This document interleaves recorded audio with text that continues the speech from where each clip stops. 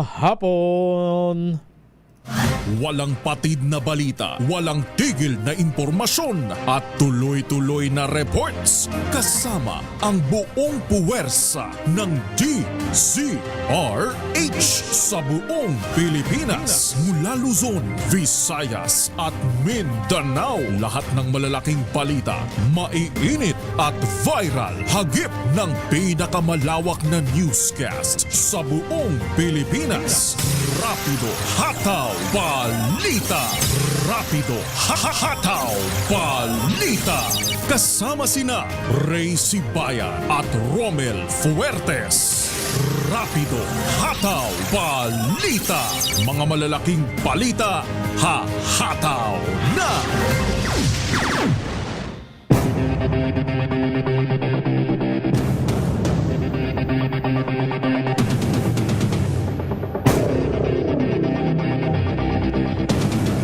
Araw po tayo ng Martes, ika-30 sa buwan ng Disyembre, Rizal Day.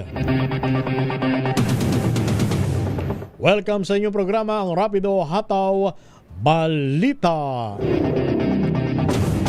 Sa ngalan nila kay Ray Sibayan, ito ang inyong lingkod, si Romel Fuertes, para sa DZRH. Una sa Pilipinas, una sa Pilipino.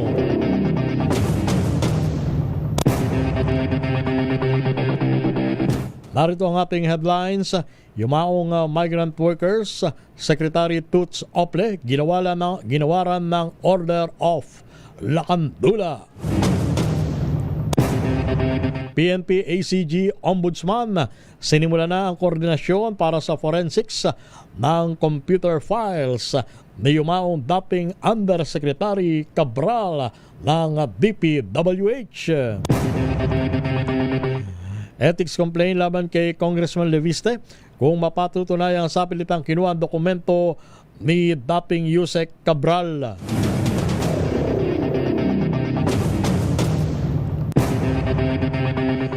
Brides-to-be na nawala sa Quezon City subalit natagpuan sa probinsya ng Pangasinan, nasa mabuting kalagayan na pero nakakaranas pa rin ng dispersya ayon sa QCPD. 6 sugatan sa pananagan ng lalaki sa Cavite dahil sa ayuda. Isa patay sa magkasunod na aksidente sa magkaiwalay na lugar sa Bataan.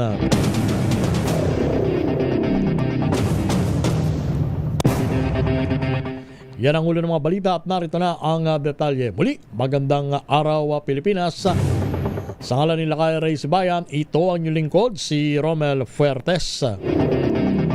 Dapat malaman kung paano nakuha ni Congressman Leandro Leviste ng Batangas sa mga dokumento mula kay dating DPWH Undersecretary Maria Catalina Cabral. Ayon kay Bicol Saro Party List Representative Perry Ridon, ito ang magiging batayan sa pagsasampa ng ethics complaint laban kay Leviste. Sa panayam ng DZRH, dapat mapanagot si Leviste kung mapapatunayang sa pilitan niyang kinuha ang mga tinutukoy na dokumento ng yumaong Undersecretary o dating Undersecretary ng DPWH. Matatandaan sinabi ni Leviste na may authorization siya mula kay Secretary Vince Dizon ng DPWH pero itinatanggi naman ito ng kalihim. Iginit naman ni Redon na dapat ilabas ang buong nilalaman ng Cabral files at hindi dapat utay-utay or paisa-isa. Manawagan si Pangulong Ferdinand Bongbong Marcos Jr. sa mga Pinoy na dapat magsilbing gabay sa paghingi ng pananagutan at integridad sa mga namumuno, ang mga prinsipyo ni Gat Jose Rizal.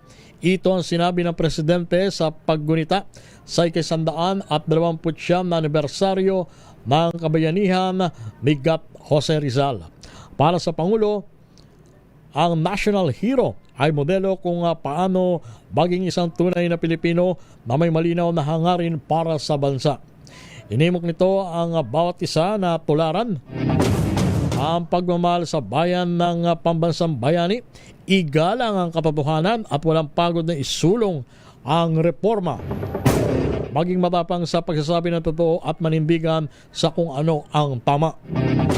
Hangad din ng presidente na magsilbing inspirasyon si Gat Jose Rizal sa mga kabataan para yakapin ang pagkamakabayan sa pamamagitan ng pagiging responsableng mamamayan.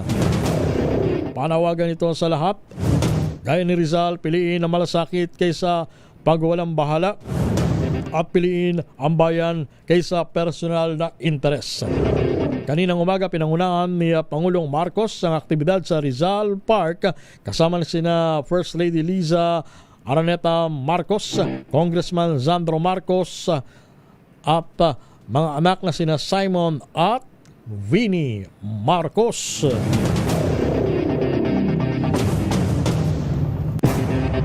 Nanawagan si Vice President Sara Duterte sa mga Pilipino na magkaroon ng lakas at tapang na manindigan para sa katotohanan at katarungan. Ito ang mensahe ng pangalawang Pangulo sa pagunita ng ika-129 na taong kabayanihan ng pambansang bayani na si Gat Jose Rizal. Ayon kay BP Sara, sa pagunita sa sakripisyo ni Rizal, huwag hayaan mamatay ang diwa ng karunungan at pagkakaisa. Binanggit ng pangalawang Pangulo, ang tunay at pagmatagalang pagbabago ay nagsisimula at nagmumula sa malaliman na pag-aaral, moral na integridad at sama-sama pagkilos sa komunidad at mga institusyon.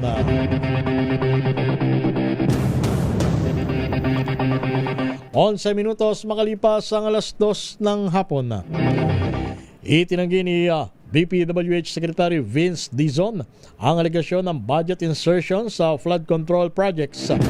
Sa isang pahayag, tinawag ng DPWH na walang basehan at malisyoso ang paratang ni Batangas Representative Leandro Leviste na may insertion si Dizon para sa flood control projects ng Bases Conversion and Development Authority o BCDA.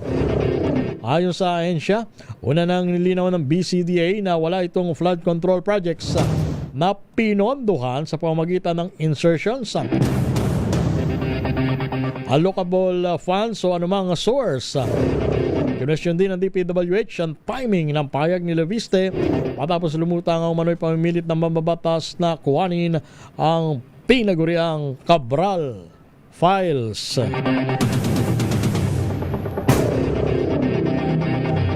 Dalawang araw bago ang pagsalubong sa bagong taon, mabot na sa 12 na sugatan dahil sa paputok sa syudad lamang ng Quezon. Ayon sa QC Epidemiology and Surveillance Division, 11 sa mga naputukan ay mga lalaki habang isa ay babae. 7 sa mga ito ay passive involvement o mga nasugatan mula sa pagsindi ng paputok, habang 5 ang active involvement o sila mismo ang nagpaputok. Patay sa tala, mula lamang nitong December 1 hanggang December 29, ang dami ng mga nasugatan dahil sa paputok sa Quezon City.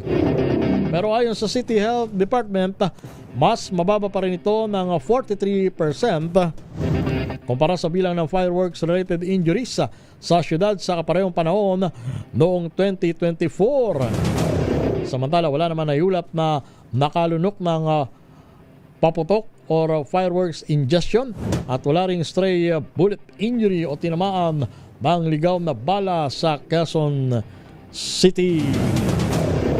Sana hindi na umakyat pa yung bilang ng mga naputukan at walang mangyaring injury dahil sa ligaw na bala hanggang sa paghiwalay ng taon sa anumang panig ng bansa, anumang panig ng Metro Manila. At labas na tayo ng ating impilan. Dating Migrant Workers Secretary Toots Sople, ginawaran ng posthumous conferment of the Order of Lacandula na may ranggong Grand Cross. Balita mo yan mula sa Palasyo ng Malacanang, RH number 14, Miss Let Narciso. Marinlet. Ginawaran ni Pangulong Ferdinand Marcos Jr. ng posthumous conferment of the Order of La Candila na may ranggong Grand Cross si dating Migrant Workers Secretary Toots Ople. Ayon sa Pangulo, ang parangal na ito ay paalala na mayroong mga extraordinary public servants na hindi kailangan bumitiw sa serbisyo publiko. Namunuan niya ang namayapang si Toots Ople ng buong pusay. May pangunawa sa damdamin ng iba, malakas na moral na paninindigan habang ginawa din ito ang pagsasakripisyo kahit mahirap alang-alang sa proteksyon ng mga Pilipinong nasa ibayong dagat na nangangailangan ng tulong. Sabi ni Pangulong Marcos, hindi malilimutan ang iniwang legasya ng kalihim sa paglilingkod. Hayaan natin si Pangulong Marcos. She knew the sand in her hourglass was beginning to run low, yet she gave what little time she had left to ensure that our Filipino migrant workers would continue to be protected kahit wala na siya. Today's conferment is timely. It coincides with Rizal Day and the 4th founding anniversary of the Department of Migrant Workers. And just like Rizal, Toots believed that love of country is expressed through courage, through discipline, and through service. And like the DMW itself, she showed that a life devoted to serving the people gives meaning and strength to one's purpose. Ibinigay ng Pangulo na sa ilalim ng liderato ni Ople sa Department of Migrant Workers ay nasa 42 bilateral agreements ang napagtibay. Ito si Let Narciso para sa DZRH, una sa Pilipinas, una sa Pilipinas. Meron tayong 16 na minuto makalipas ang alas 2 ng hapon. Transparent process sa 2026 budget.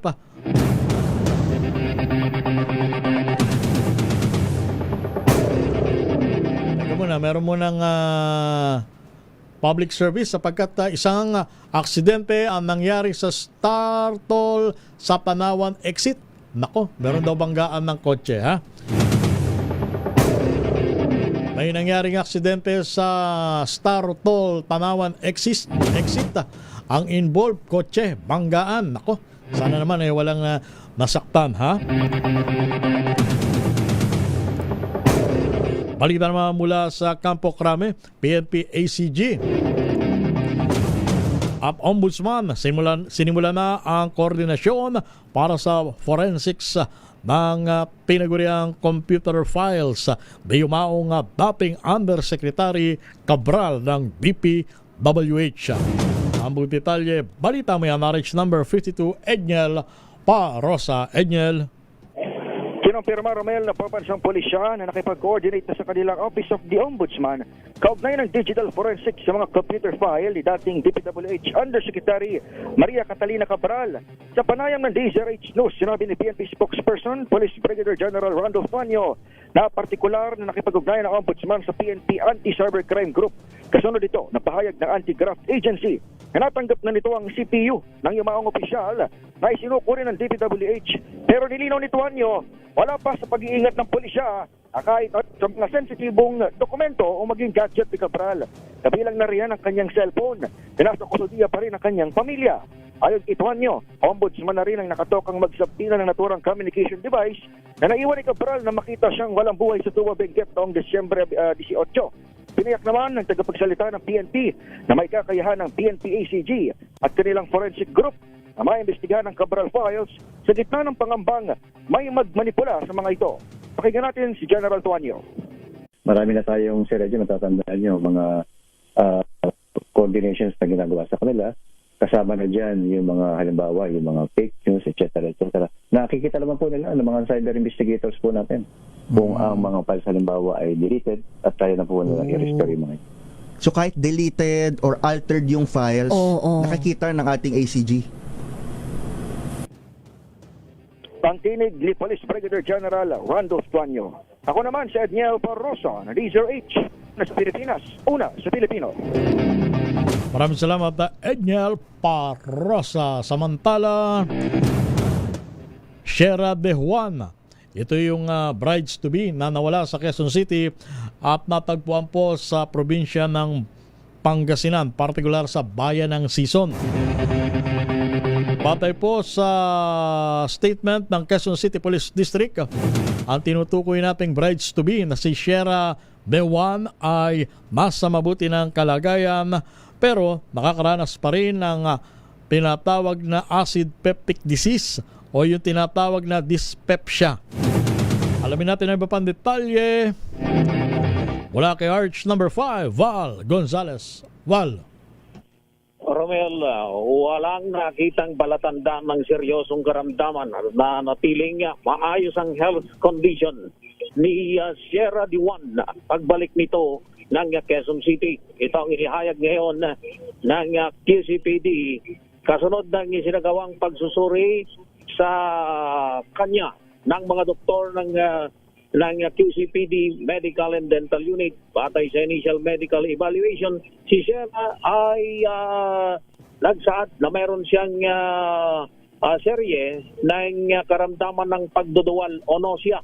Lumalabas na ilang araw siyang halos tubig lamang ang iniinom at kamakailan ay muling kumain na maring naging sanhi ng kanyang karamdaman. Wala namang nakitang palatandaan ng seryosong sakit at nananatiling maayos ang kanyang vital signs sa oras ng pagsusuri ng QCPD. Natukoy rin ng QCPD ang kanyang kondisyon na posibleng acid peptic disease o dyspepsia na karaniwang aniyang nagdudulot ng hindi regular na pagkain o ito'y nagmumula dun sa hindi regular na pagkain at bigla ang muling pag-take ng solid foods.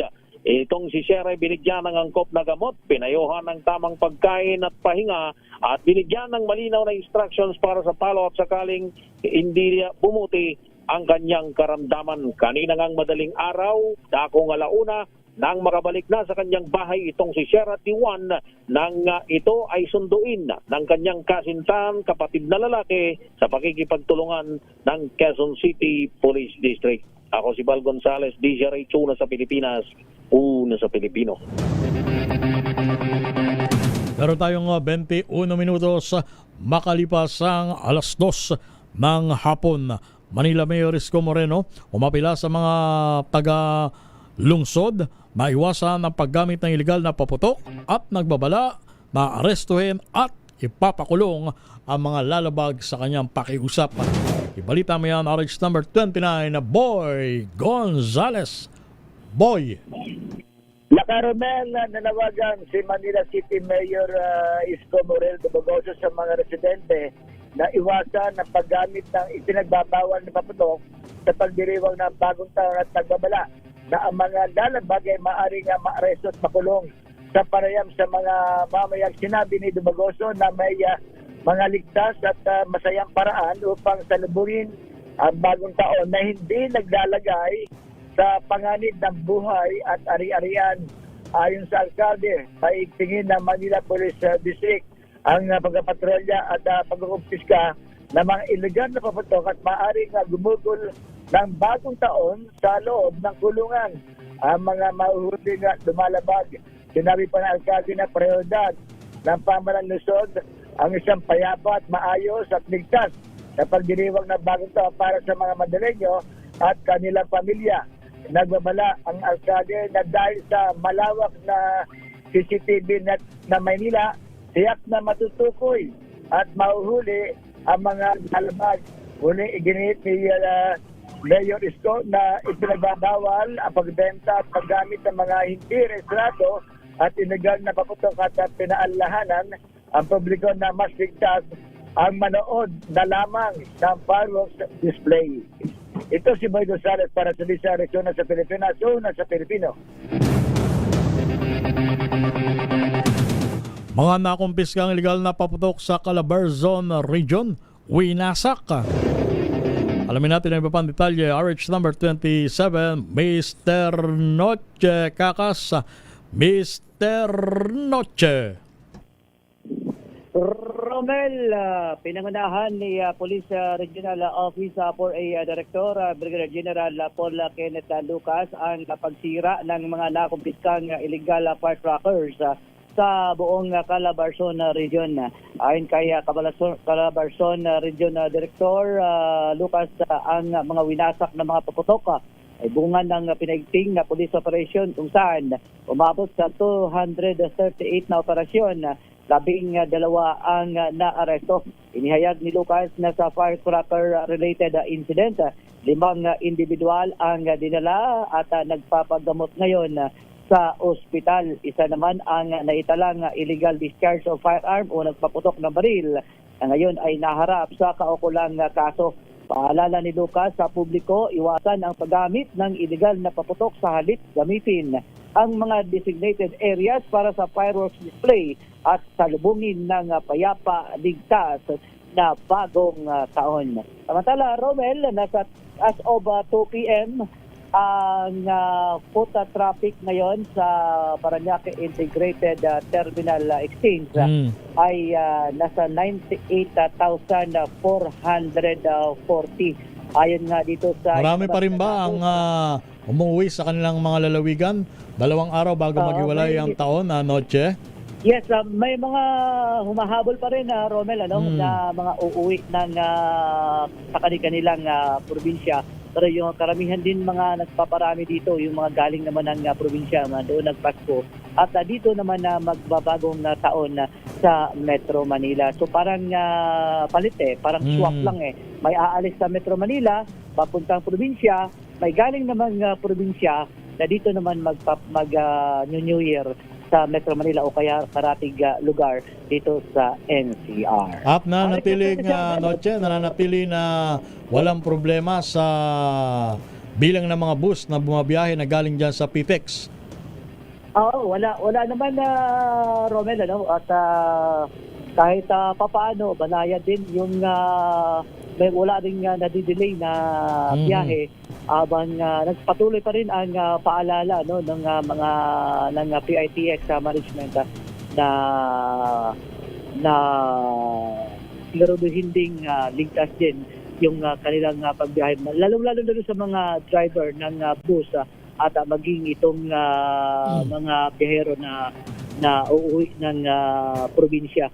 Dahil so far wala rin namang aberya dito sa loob ng PITX dahil patuloy rin ang pagbabantay ng kapulisan. Siyempre, hindi maiwasan, may mga nakumpiskang mga prohibited items o bawat ipasok sa loob ng PITX at patuloy din ang pag-check ng mga bag doon sa mga biyahero lalabas ng Metro Manila.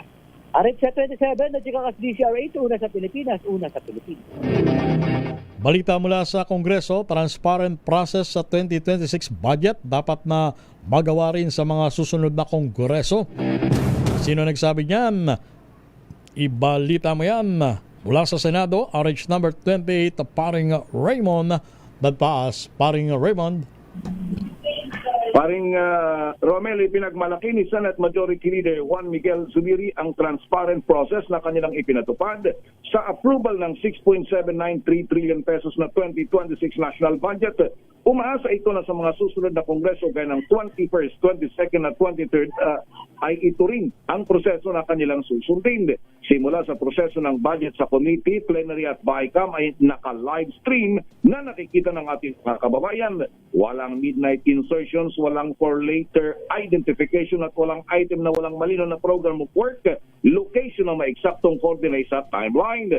Sinabi ni Zubiri ang mga amendment mula sa mga senador ay hindi masama kung ito ay para sa kabutihan ng ating mga kababayan at hindi ito pagkakitaan. Sa ngayon na aprobado na ang budget ay nasa kamay na ng ehekutibo kung paano ito ipatutupad. Matapos malagda ng BICAM report sa 2026 national budget ay ipinadala na ang kopya nito sa Malacanang. Narito si Senate Majority Leader Juan Miguel Mig Zubiri. So the ball now is with the executive. And I hope that these new measures that we have put in place in the budget process will be carried over in the next Congress, Mr. President. We have 2 years to go in the 20th Congress. I'm hoping, and I know while we are still there, the good Senate President, myself, the Senate President Pro Tem, the leadership of the Senate, we will make sure that this will be the new norm for the 20th Congress. Sana po pagdating sa 21st, 22nd and 23rd Congresses, ganito pa rin transparent ang gagawin nila, Mr. President. This should be the new normal for the budget process. Si Senate Majority Leader Mig Zubiri. Ito si RH28 Raymond Advance para sa DZRH, una sa Pilipinas, una sa Pilipinas.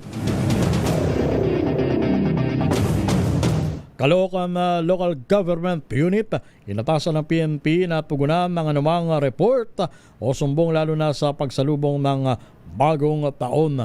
RH number 23, Edwin Duque. Edwin. Tama, Kuya Romel, inanonso kanina lamang ni Caloocan Mayor Along Malapitan na nakahanda ang kapulisan sa lungsod na tugunan sa anumang mga sumbong o reklamo kaugnay sa mga pinagbabawal na lalabag sa batas o yung paggamit ng mabawal na paputok sa pagsalubong ng bagong taon. Panawagan ito sa kanyang mga constituent na o kanyang mga kababayan na nangangailangan ng tulong na mayroong katanungan o nais idulog sa kapulisan tulad ng mga nag-iingay o nanggugulo sa mga komunidad, lalo na nitong bago at hanggang sumabit ang bagong taon, ay maaari niya silang tumawag sa Caloocan City Police Station sa Tactical Operation Center. Huwag daw matakot, kahit sino may impluwensya, ay idayan lamang itong number na ito, 0998-598-7862. Handa umano ang kapulisan na tumugon para sa kanilang pangangailangan o anumang mga reklamo. RH123, Edwin Duque nagulat sa DZRH, una sa Pilipinas, una sa Pilipino.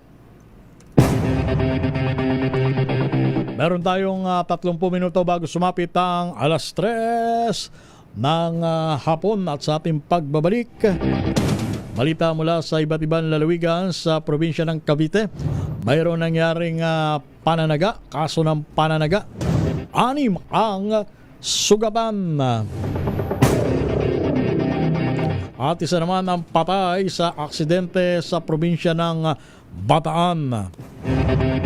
Sa report mamaya ni Grace Sansano, alamin natin ang sitwasyon ng mga nagbebenta ng paputok sa Nueva Ecija at ilang pang karatig lalawigan 2 araw bago sumapit ang bagong taon.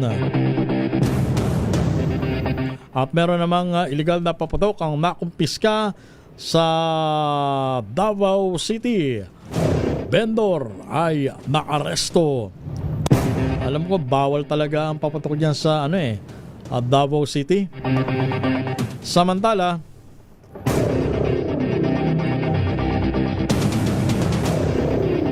yun daw pong mga sundalo na kagagaling lamang sa matagumpay na operasyon laban sa NPA sa lalawigan ng Leyte at Samar, balik na sa kanilang mother unit. Oras muna natin, alas 2:32 ng hapon. Ang oras na yan ay hatid sa inyo ng Champion Detergent. Tapat po sa inyo. MX3.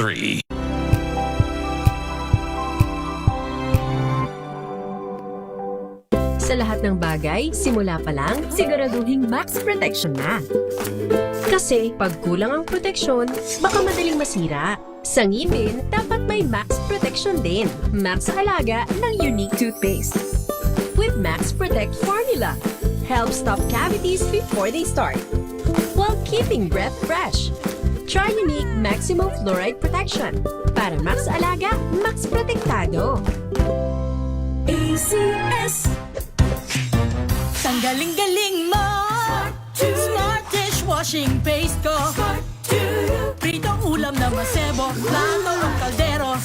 Tanggaling for everyday. Ganyan pag smart ang dishwashing paste. May double tanggaling formula. Tanggal ang sebo. Tanggal ang bakterya. Pahit para walang bahid. Linis fantastic sa metal at plastic. Number 1 ko to.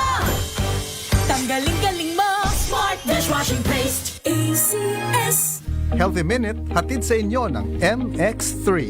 Hi, this is Dr. Edwin Bien. O baka naman, dumadaing na naman kayo ng masakit-sakit ang inyong mga kasukasuan. Lalo na sa panahon ngayon na papasok na ang taglamig. Yung iba po sa inyo ay naninigas. Ang inyong mga tuhod, ang inyong mga siko, pati na rin ang inyong mga daliri. Yung iba, nahihirapang tumayo galing sa pag-upo dahil sumasakit ang kanilang balakang. Alam po ninyo, ang inflammation, ang ugat ng mga kirot na ito. And of course, bilang doktor, marami sa inyo ang nakarinig na ng resetang anti-inflammatory medicine. But wait, there's more. Hindi naman pwede na puro tayo pain reliever na lamang dahil alam natin na ang matagal at mahabang pag-inom ng mga synthetic na pain relievers ay maaaring makasira sa ating mga organs. Dito pumapasok ang pag-inom ng mga natural supplements, lalo na ang nagtataglay ng alpha, beta at gamma nutrients. Mayroon po itong natural anti-inflammatory property na hindi nalalayo doon sa mga cyclooxygenase inhibitor. Ibig sabihin, binabawasan po nito ang nararamdaman nating kirot in a natural way without the side effects. Hanapin po ninyo sa merkado, MX3 na hango sa balat ng mangustin or pericarp ay isang magandang choice para sa kalusugan. Take it. It is safe and all natural. Baka hindi po ninyo alam na ang matagalang pag-inom ng mga pain relievers ay hindi lamang nagiging dahilan ng pangangasim ng sikmura, bagkus maaari pa itong makasira ng ating kidneys, maging ng ating atay dahil doon po sila dumaraan for metabolism and processing. Kaya the less pain relievers that we are taking, the better for our body. Muli, this is Dr. Edwin Bien.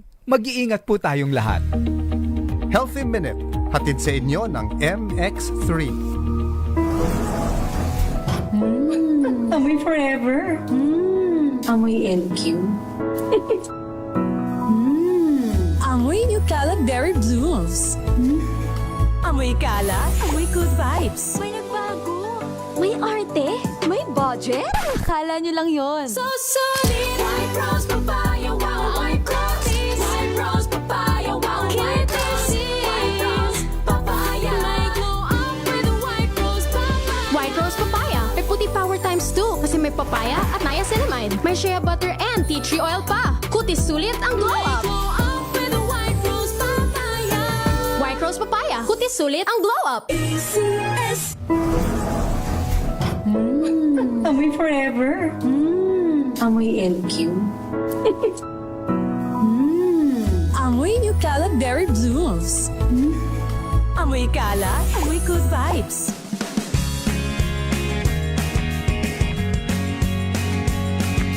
Now we are unboxing MX3 coffee. Each box has 10 sachets of low-acid and sugar-free coffee. You can have it hot or cold. Bring it with you anytime, anywhere. Shop at Lazada, Shopee, and in leading drugstores nationwide. Wow, ang saya. Isang barangay na labada, puro mancha pa. Goodbye, pahinga. Mommy, isang laba lang yan sa Pride Bar Blue. May powerful stain-away enzymes na malupit sa dungit mansya. At di masakit sa kamay.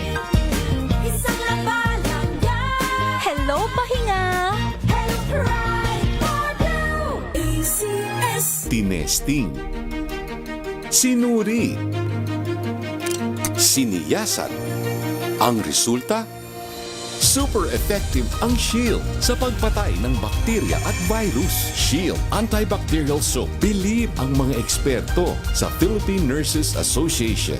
At si Mami. Tiwala ako sa Shield. Shield Antibacterial Soap. Napatunayang mabisa. Ang mga nurse, tiwala. ACS. Amoy forever. Amoy LQ. Amoy New Caleb Berry Blooms. Amoy kala, amoy good vibes.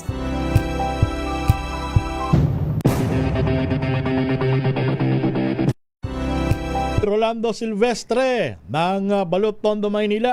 Ang oras natin, alas 2:38 ng hapon. At best regards din sa mga naging kaklase ko dyan sa A.H. Lacson Elementary School sa Balot Tondo, Maynila. Kayong mga naging kaklase ko sa batch 83. Ayan, Happy New Year sa inyong lahat. Balik tayo sa ating balitaan. 6 sugatan sa pananagan ng lalaki sa Cavite dahil sa ayuda. Grabe. Talagang pagka-ayuda, handang makipagpatayan. RH number 30, Kuyang Eric Dastas. Kuyang Eric, mabuti. Walang nagbuwis ng buhay pero 6 ang sugatan. Kuyang Eric Dastas, magandang hapon at Happy New Year. Happy New Year, Kuya Romel, at sa lahat ng ating mga kasama sa DCRH. At ito nga ay dahil lamang ito sa kukuha o magkiklaim ng kanilang ayuda. 6 nga nakatao kabilang ang isang pulis sa silang Cavite ang sugatan matapos silang pagtatagain ng isang lalaking nag-amok. Kinilala nitong si Police Lieutenant Colonel Joseph Pakatangay, officer in charge ng silang Municipal Police Station, ang akusado na nakilalang si alias Ronnie, residente rin ng naturang bayan. Batay sa paunang investigasyon ng mga otoridad, ang mga biktima sina alias Eileen, Angelica, Raymond at Amalia ay patungo sana upang tumanggap ng tulong o ayuda mula sa lokal na pamahalaan sa basketball court ng Barangay Ulat, silang Cavite. Nang biglang lumitaw ang suspect na noon ay nakatago o nagtatago umano sa ilalim ng isang tulay at saka sila'y inatake. Hindi pa man malinaw ang dahilan o provokasyon kung bakit pinagtataga ng suspect ang mga biktima na nagresulta nga sa mga sugat sa iba't ibang bahagi ng kanilang mga katawan. Matapos anyang unang pananakit ay nagtungo naman ang suspect sa tirahan ng isa pang biktima na si alias Richard na kanya ring pinagtataga na nagdulot din ng mga sugat sa kanang kamay at sa kaliwang kamay nito. Agad namang isinugod ng mga kaanak ng mga biktima ang mga sugatan na patungo sa iba't ibang ospital upang mabigyan ng karapatang lunas medikal. Agad namang nasagawa ng follow-up operation ang silang Municipal Police Station na nagresulta naman sa pagkaka-aresto sa naturang suspect.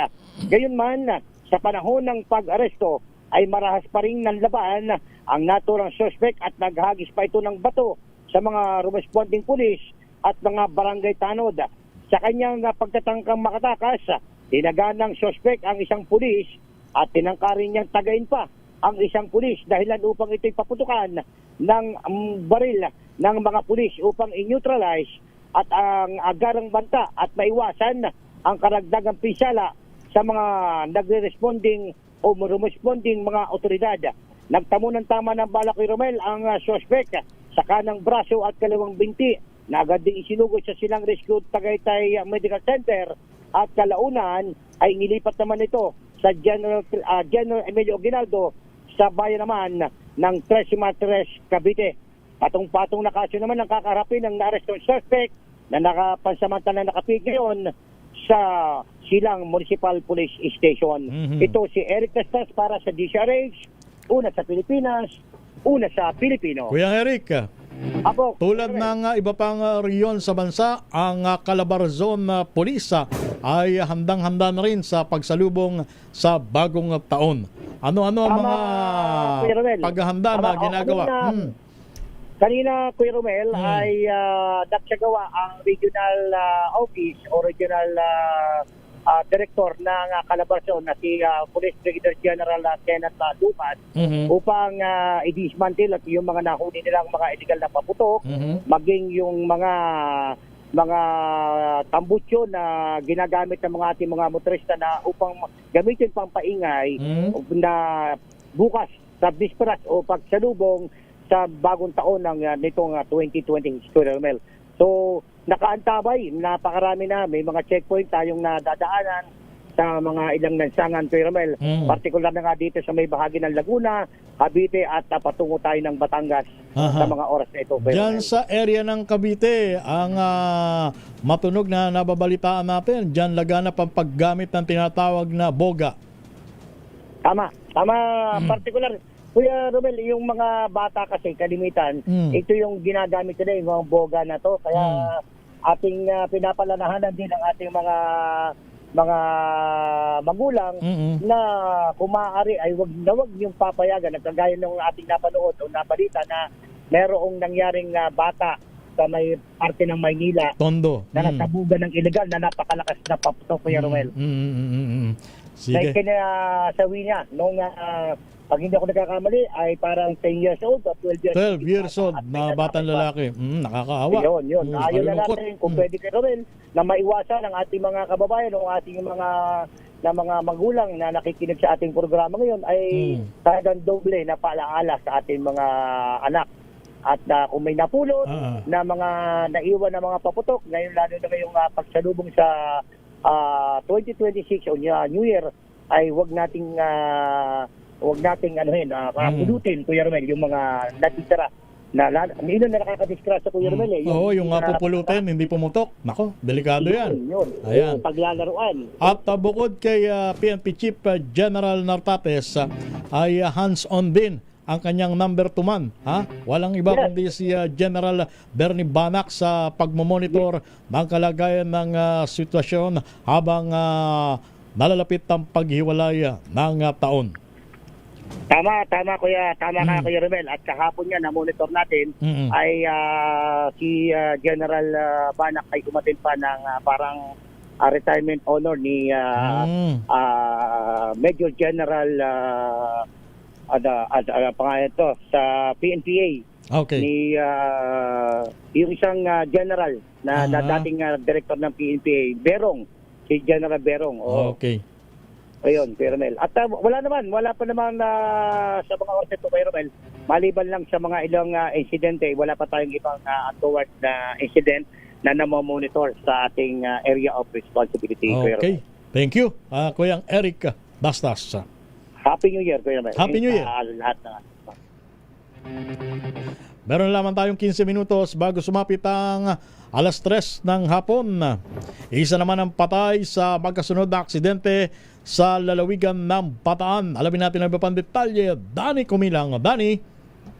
Magkasunod na aksidente ang naitala sa mga bayan ng Bagak at Abukay, Bataan kagabi. Isa ang patay sa unang insidente, isang motorsiklo ang sumalpok sa kasalubong na Toyota Hilux sa JJ Linaw Road sa CQ Alupag, Barangay Banawang, Bagak, Bataan.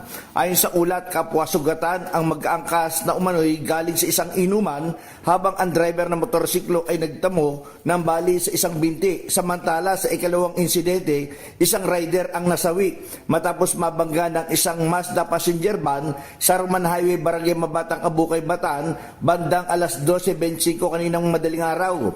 Dahil dito, muling pinaalalahanan ang mga motorista na maging maingat at responsable sa pagmamaneho, lalo na ngayong nalalapit ang pagdiriwang ng bagong taon upang maiwasan ang mga aksidente sa karsada. Danny Kumilang, RH37, DCRH, una sa Pilipinas, una sa Pilipino.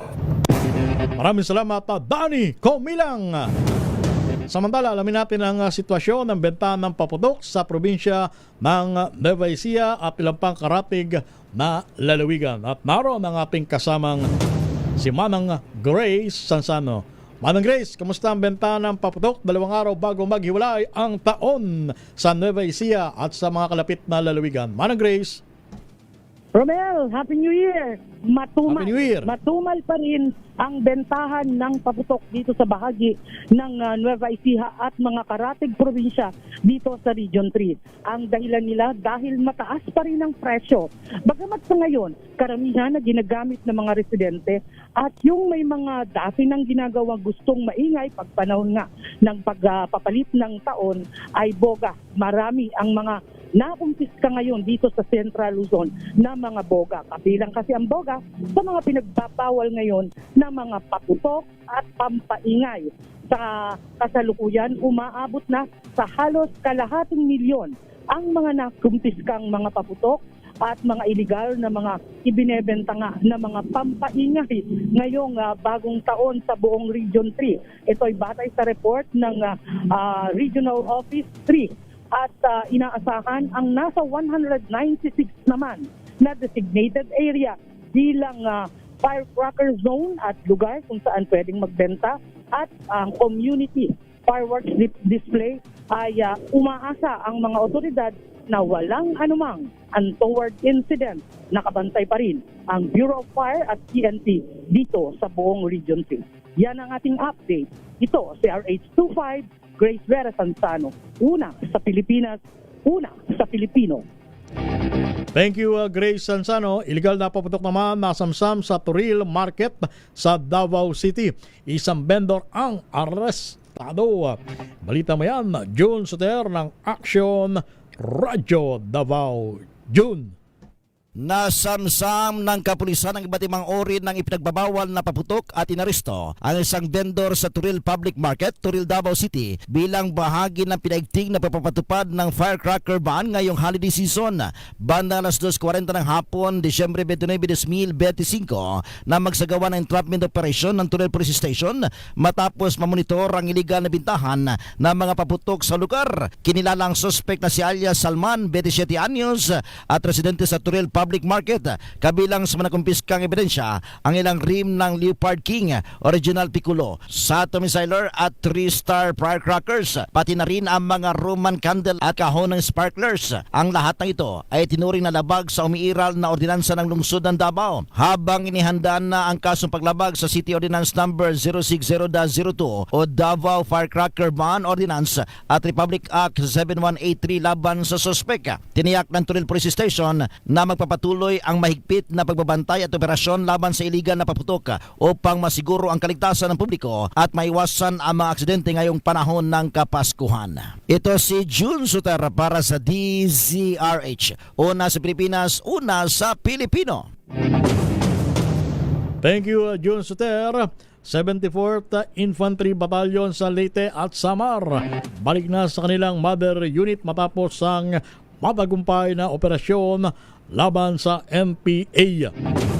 RH number 32 Jimmy Angay Jimmy.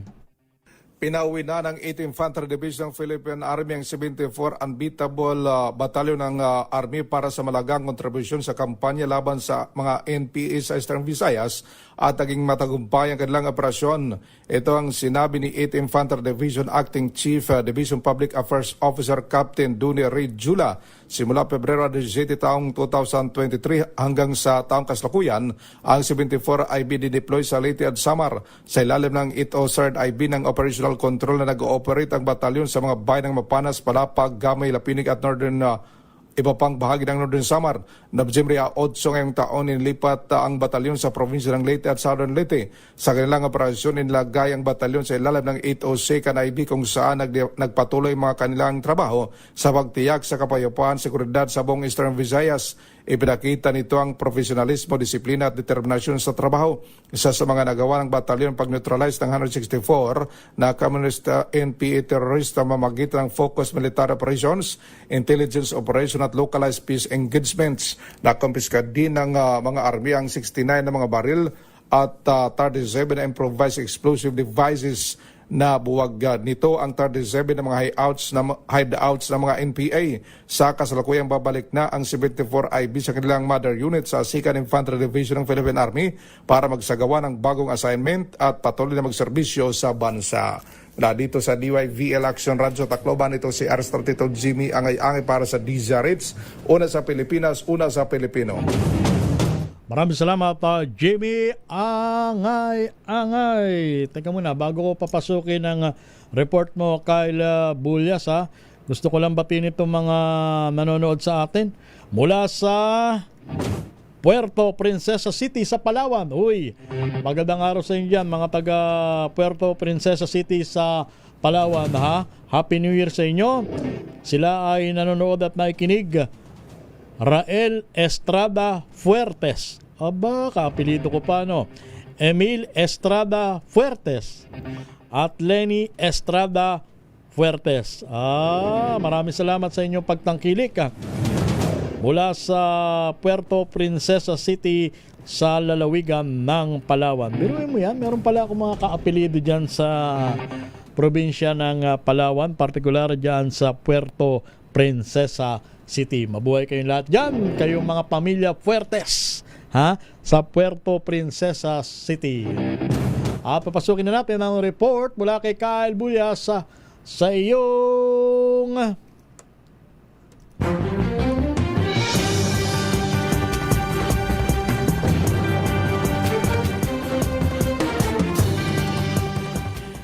para sa iyong Metro Manila ngayon, Kyle Bulyas. Kyle, Happy New Year, Kyle. Happy New Year, Lakay Romel. Naglabas na nga ang Pasig City LGU ng listahan ng mga designated zone para sa paggamit ng paputok at iba pang mga pyrotechnics. Batay sa abiso, sino mang lalabag sa kautusan ay pagmumultahin ng 5,000 piso. Bukod dito, may mga paputok na hindi rin pinapayagang gamitin alinsunod dito sa kautusan ng Philippine National Police. Ilan lamang dito ay ang 5-star, Giant Bawang, Giant Whistle Bomb, Piccolo, Plapla at Watusi. Samantala sa Pasay City, pansamantalang isasara ang bahagi ng southbound lane ng Taft Avenue sa December 31. Partikular dito ang kalsada mula sa Arnaiz Avenue hanggang sa Escobal Street. Ayon sa Pasay Traffic and Parking Management Office, sarado ang naturang kalsada simula alas 6 ng umaga para bigyang daan ng pagdagsa ng mga mamimili para sa bagong taon. Pinapayuhan ng mga maapektuhang motorista na dumaan na lamang sa mga alternatibong ruta upang hindi sila maabala. Para naman sa ating ulat panahon, wala tayong binabateang low pressure area sa loob at labas ng Philippine Area of Responsibility. Wala ring nakataas na thunderstorm advisory dito sa Metro Manila. Yan ang latest sa Metro Manila ngayon. Ito si Kyle Bulia ng DZRH. Una sa Pilipinas, una sa Pilipino. Kyle, Hi. wala ka bang babatiin ng Happy New Year, yung mga mahal mo sa buhay? Kyle, sige, go ahead, bate. Kay Romel, nakikinig ngayong hapon sa atin ng ating mama at papa dyan sa Cabuyao, Laguna. Ano pangalan? Tayo bukas. Happy New Year kina mama at papa at of course sa aking sister din dyan naman sa Cavite at sa buong Bulyas at Ginoo family at sa Rojas family din. Ayan. Ano yung narinig ko? Sweetheart, Kyle? Walang gano'n. So bukas, ang ibig sabihin, bukas ay nasa Cabuyao, Laguna ka. Cavite. Ha? Cavite lang. Cavite. Na ang ibig sabihin, wala ka rito bukas, ganun ba? Correct, Lakay. Pero papasok tayo ng bagong taon. Gusto natin na productive ang unang araw ng susunod na taon natin. Wala ka bang nakalimutan yung special someone mo, Kyle Bulyas? Wala naman. Secret. Batiin na natin lahat ng ating mahal sa buhay. Happy New Year. At mag-iingat na healthy nating sasalubungin lahat ang 2026. Bakit ba hindi mo mabanggit ang special someone mo? Kay Don mo lang kinukwento. Hindi ka ba proud sa kanya? Napapakinggan ng buong mundo ang kanyang pangalan? Di nga. Yung totoo. Laki Romel, walang ganyan. Ikaw talaga, Kyle. Sige, magpaalam ka na, Kyle. Maraming salamat. Happy New Year. Maraming salamat, Laki Romel. Happy New Year. Balik sa'yo. Uy, meron palang nagbe-birthday ngayong araw, ha? Happy birthday kay Leia Bartolome. Maligayang kaarawan sa'yo, Leia Bartolome. Ang pagbati mula sa batch 89 at kay Kuyang Eric Dastas. Happy birthday, Leia Bartolome. At bago tayo magpaalam, alamin natin ang magiging kalagayan ng panahon 2 araw bago maghiwalay ang taon. Kamusta ba ang magiging pagsalubong ng bagong taon? Magiging maulan ba? Kasi kung magiging maulan, kahit paano makaka-apekto yan doon sa mga kababayan natin na magpapaputok sa paghiwalay ng taon. Magandang hapon at Happy New Year sa DOST Pag-asa, Dr. John Manalo. Dr. John. Ang hapon din po, Sir Romel, at Happy New Year. Ganun din sa ating mga taga-subaybay. Good news, wala pa rin po tayong low pressure area na minomonitor at bagyo. Wala rin tayong nakataas na gale warning at babala patungkol sa malalakas na mga pag-ulan. At throughout the country, yes po, buong bansa po natin ay mababa yung tsansa na makaranas tayo ng mga pag-ulan hanggang sa susunod na 2 araw hanggang magbagong taon po. Good. Pero sa first week ng January, ay nakikita natin na muling lalakas itong hanging amihan. Ibig sabihin, yung shear line ay muling makaka-apekto, lalo na sa eastern part ng ating bansa. Kaya heads up po sa mga kababayan natin sa Bicol Region, Eastern Visayas, at ganoon din naman sa Cagayan Valley Region. Pero throughout the day po, ngayon araw hanggang bukas ay mababa po yung chance ng mga pagulan at ang posible lamang po ay yung mga localized thunderstorm. Mga panandaliang pagulan at specific area lamang po. What about yung mismong towards 12 midnight? Kamusta magiging kalagayan ng panahon na Dr. John? Towards 12 midnight po, mababa pa rin yung tsansa ng mga pag-ulan. At by the way, mararanasan pa rin natin ng patuloy yung mababang temperatura. At na-break na po yung record natin ng isang araw na 10.6 degrees Celsius dito sa sa probinsya, sa Cordillera region. At ngayon ay 9.6 na po yung ating record. Bagong record low yan, 9.6. Ngayong taon lang po ito. Ngayong taon lang. Okay. At kailan na inaasahan yung kumbaga, yung peak ng mapimbing lamig ng dala nitong hanging amihan? Sa January 2026 po talaga. January. Okay. Sige. Maraming salamat, Dr. Jan Manalo. At again, Happy New Year sa mga kasama natin dyan sa DOST Pag-asa. Maraming salamat po, Sir Romel, at ingat po tayo. Apoel sa Bartolome, ken dating PNP Chief Nick Bartolome, nagasat nga barong atawenen. Ayan. Ibig sabihin Happy New Year sa aming mga taga Ilocano at taga Ilocanja. Ayan. Oras natin, alas 3 impunto ng hapon. At susunod na programa ni Miss May Binauan. Hindi lang